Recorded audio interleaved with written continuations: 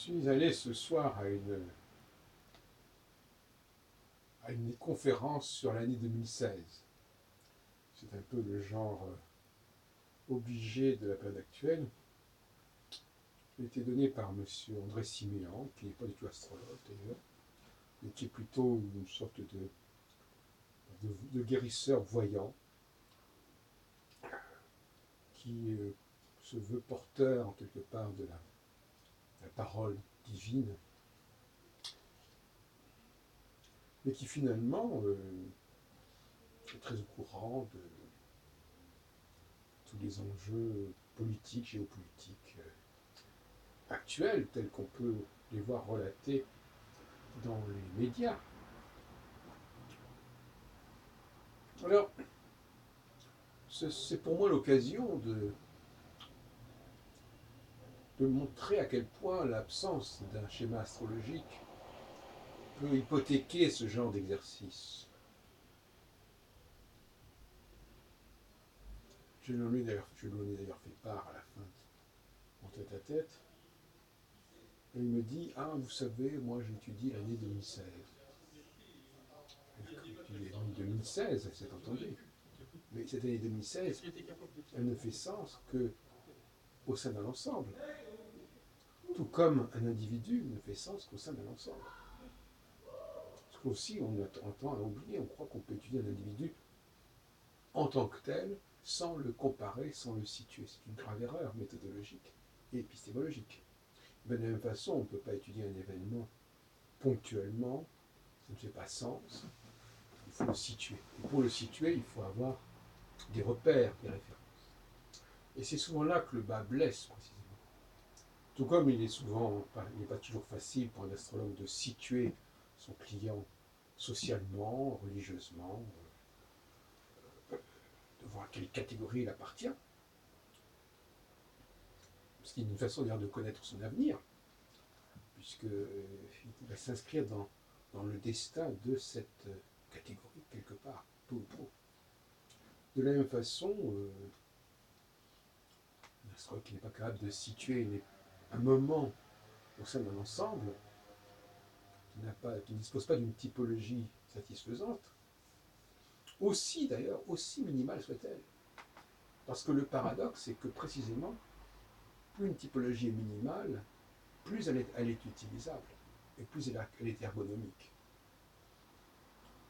Et ça, c'est aussi un reproche que j'ai fait à M. Siméan. Je lui ai dit, vous étudiez les années les unes après les autres, vous les reliez éventuellement aux lames du tarot, d'autres les auraient reliées au signe zodiaque, dans notre cas par exemple de Jupiter qui change de signe tous les ans. Ça vous donne une série de 22 arcanes majeures, comme ça aurait pu donner une série de 12 signes zodiacaux. On ne peut pas gérer un tel nombre. L'esprit humain se refuse à ce genre de pratique en réalité. L'esprit humain, déjà, il a déjà du grain à moudre quand on lui donne une situation avec deux possibilités, deux inconnus, si on peut dire. Alors vous pensez bien que 4, 3, 4, 6, 12, 20, c'est n'importe quoi. Alors là, les gens ne comprennent plus rien. On est dans une sorte de roman. Il n'y a plus de rigueur intellectuelle. Et donc, ce qui m'intéresse, c'est de montrer à quel point on ne peut pas parler, on ne peut pas apprécier une situation à un moment donné si on ne la situe pas dans le temps passé, dans le temps futur. On ne peut pas vivre correctement un moment présent si on ne sait pas comment le situer, ce moment. On ne peut pas savoir quelle va être la durée de ce moment, quelle va être la durée de cette situation. Combien de temps ça va durer, ouais. Et au bout de combien de temps ça va changer. Or, dans beaucoup de cas, ce qui crée la désespérance, c'est précisément, avec tout ce que ça peut impliquer comme conséquence, au niveau du comportement, c'est précisément parce qu'on ne sait pas combien de temps ça va durer. Et donc c'est une durée illimitée. Parce qu'il n'y a pas de durée illimitée. L'astrologie s'inscrit en faux contre toute idée d'un phénomène qui serait illimité. La cyclicité même met en question toute forme d'illimité. Donc, savoir que pendant une période de temps de 1 an, 2 ans, on devra accepter un certain type de situation, c'est quand même moins pénible que si on ne sait pas combien de temps ça va durer. On est bien d'accord là-dessus. Et le rôle de l'astrologue, c'est de donner des éléments de durée, justement.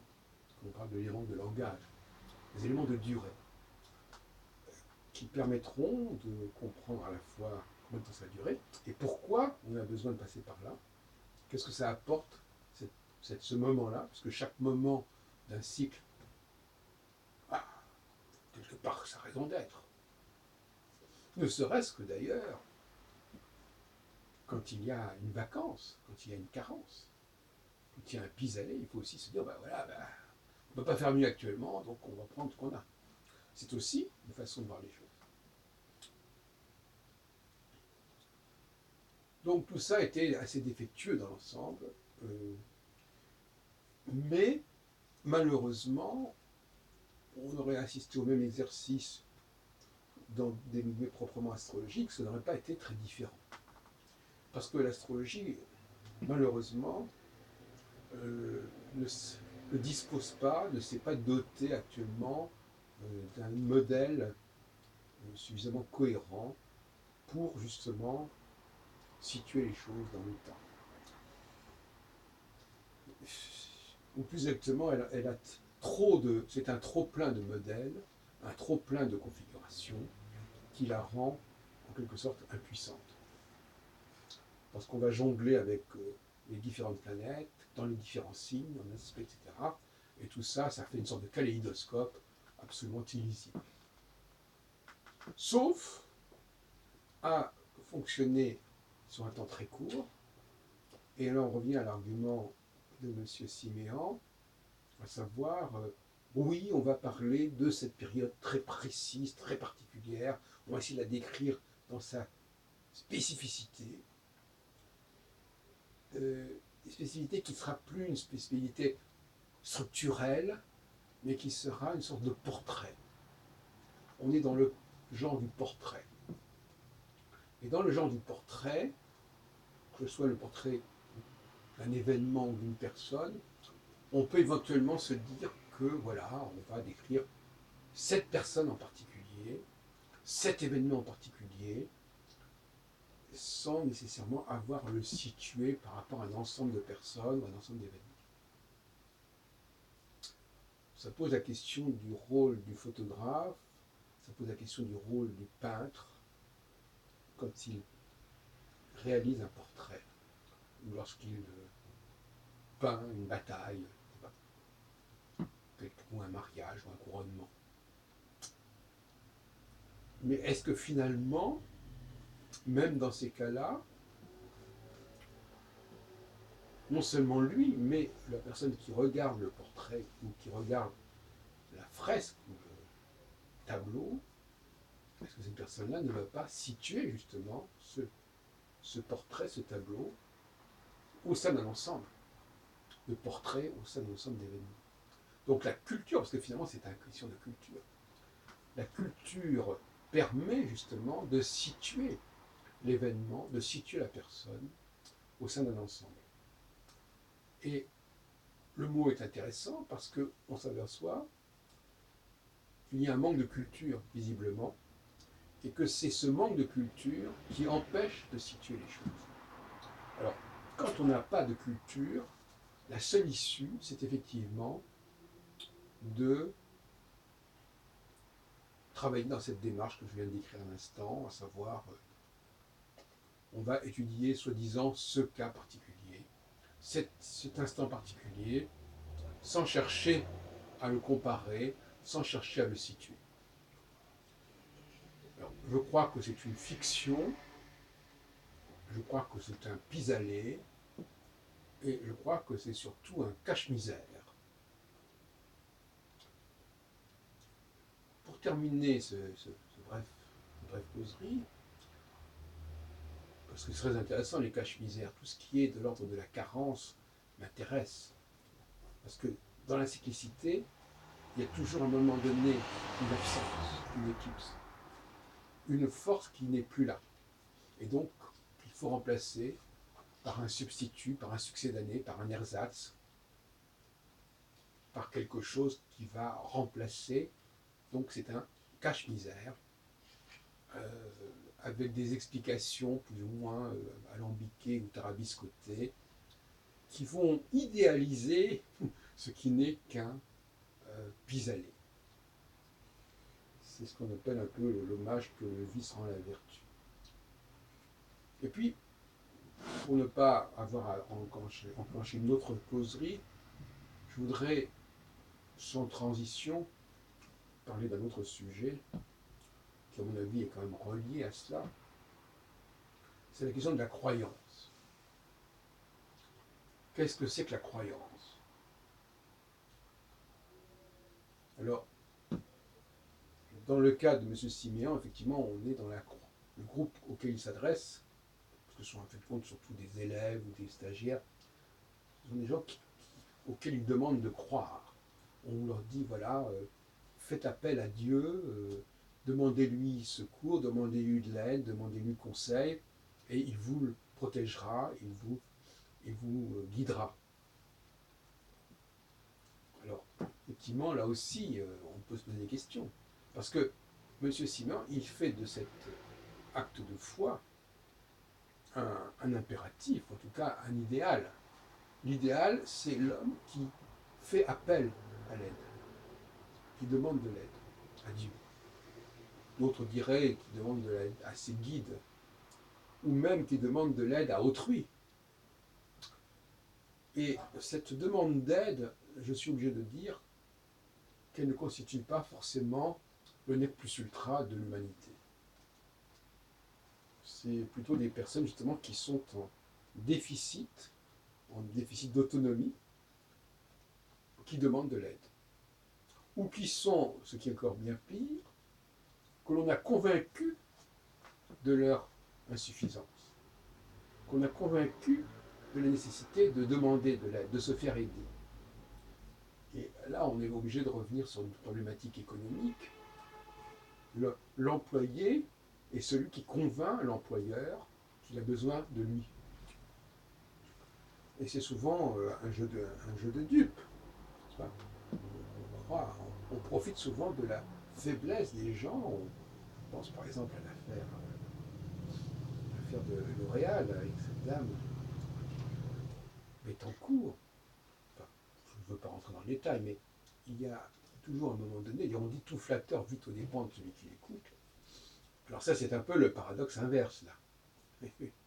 C'est-à-dire que le flat, on peut aussi dépendre, euh, on peut aussi, parce qu'on a été déprimé par l'autre, parce que quelqu'un vous a dévalorisé, subrepticement, en vous convainquant que vous avez besoin de lui. Mais on peut aussi, pour revenir dans cette formulation de La Fontaine, à la fin du Corbeau et du Renard, dire que il y a la flatterie qui peut aussi produire une forme de dépendance. Mais c'est étrange, parce qu'en fin de compte, la dépendance peut aussi bien être enclenchée par la flatterie, la personne a besoin d'entendre certaines choses, que par, au contraire, une forme d'attitude un petit peu négative qui vous persuade que vous n'êtes pas, que vous ne suffisez pas à vous-même, que vous avez besoin d'une aide extérieure. Et c'est dans ce schéma-là, qui est de toute façon dans un cas comme dans l'autre, qui est un petit peu douteux. Donc je dirais que la croyance, c'est la confiance. La confiance, c'est une forme de fascination. La confiance, c'est le fait de se dire que... Alors souvent, quand les gens vous disent « je vous ai fait confiance », ça veut bien dire ce que ça veut dire. Ça veut dire, au lieu de le faire moi-même, j'ai pensé que je pouvais vous le demander de le faire. Je me suis déchargé sur vous. Je me suis fié à vous, donc me déchargé sur vous. Et puis finalement, bon, ça s'est plus ou moins bien passé. Mais on voit bien qu'encore une fois, on se décharge. Or, qu'est-ce que c'est que se décharger? C'est justement accepter l'aide de quelqu'un. Donc se fier à quelqu'un, c'est accepter son aide. Donc si on est si on est dans mon système, dans une problématique au contraire d'autonomie, voire même d'androgyna, on n'a pas à croire à qui que ce soit, on n'a pas à imiter qui que ce soit, on n'a pas à faire appel à qui que ce soit. Donc là encore une fois, il n'y a pas de vérité unique et il aurait été souhaitable de proposer une voie en disant qu'il y en avait une autre. Tout discours qui ne prévoit pas deux possibilités est par définition suspect. Il y a toujours deux solutions, peut-être même d'ailleurs deux solutions qui sont peut-être en alternance, qui peuvent se succéder. À certains moments, certaines solutions peuvent faire sens, à d'autres moments, elles ne font pas de sens. Par exemple, effectivement, la personne qui se veut autonome à un moment donné peut ne plus se permettre de l'être à un autre moment, et inversement. Mais, je reviens là, je termine là-dessus, il y a une nécessaire dualité, il y a, je répète toujours, il y a le nous, mais il y a le vous. Donc quelqu'un qui parle au nom d'un nous universel, c'est très suspect. Très suspect aussi bien dans l'espace que dans le temps. Il y a un nous à un moment donné, pour une certaine population, et il y a un autre nous à un autre moment, et le langage lui-même comporte cette dualité, le nous et le vous, et trop souvent on entend des gens qui nous parlent au nom du nous. C'est une aberration. Ils en parlent au nom du nous, alors qu'en réalité ils ne sont qu'un groupe.